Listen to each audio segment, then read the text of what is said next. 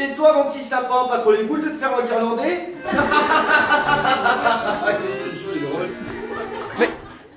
Mais ça alors? Eh ben, salut les fenotes. Salut Guignol. Alors, à ce qui paraît, vous avez fait une BD sur moi. Ouais, c'est vrai. Mais quelle idée? Pourquoi moi? Et bah parce qu'on a trouvé que t'étais un personnage vraiment cool et que t'aimes bien faire des bêtises et boire des coups et qu'on Et on aime bien ça aussi, ça tombe bien. voilà, on s'est trouvé pas mal dedans. Ah, elle est bien bonne celle-là. Bon, là, je vous vois en tant que spectatrice, mais vous faites quoi de beau dans la vie? Et ben, toutes les deux, on est dessinatrices. On est issues de la même formation, l'école dessin Émile Cole.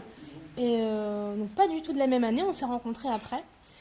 Et on aime bien faire des projets ensemble. Donc c'est vrai que moi aussi j'avais envie de faire un numéro des rues de Lyon. Donc pour moi c'était évident de le faire avec Léa. Ah, d'accord.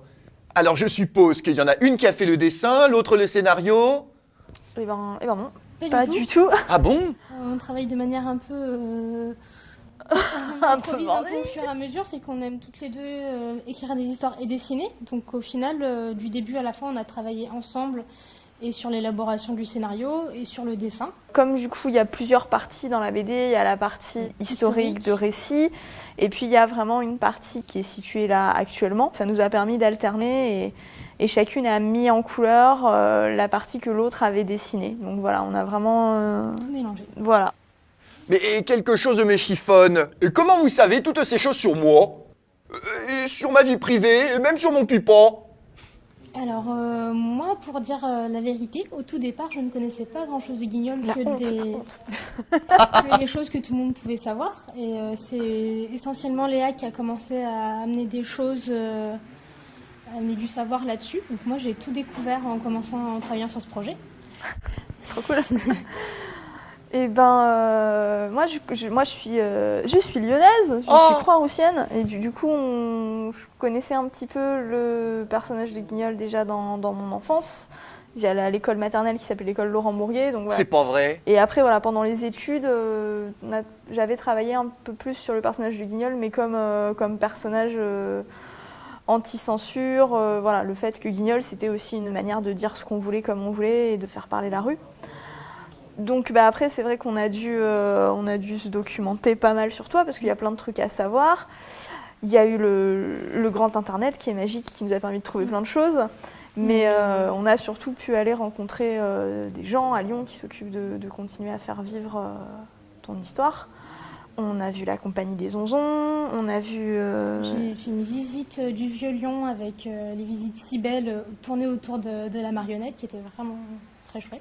Et on a un peu fait une grosse salade avec tout ça pour retrouver une histoire. D'accord. Mais comment vous avez fait pour raconter plus de 200 ans d'existence en 10 pages? Au début de l'histoire, on parle surtout de l'historique, de Laurent Mourier, et de comment est-ce qu'est la naissance de Guignol. Et puis après, au fur et à mesure, on part plus sur tout le côté symbolique de ce que Guignol représente. C'est pour ça que la BD d'ailleurs s'appelle Guignol, l'esprit lyonnais. C'était de dire que le personnage de Guignol, même après la mort de Mourier, a continué à vivre de plein d'autres manières, qu'il a inspiré plein d'autres choses, que c'est devenu un mot à part entière dans la langue française, que ça a vraiment continué à être un symbole. Oh, dis donc. Tant que ça? Et quelle a été l'étape la plus compliquée? Trouver la doc sur les vêtements, à quoi ressemblait un castelet quand ça a été créé. Il y a une partie qui se passait au jardin du Petit Tivoli qui n'existe plus maintenant, donc essayer de retrouver des images. Voilà, ça a été un petit peu dur d'avoir de la doc cohérente.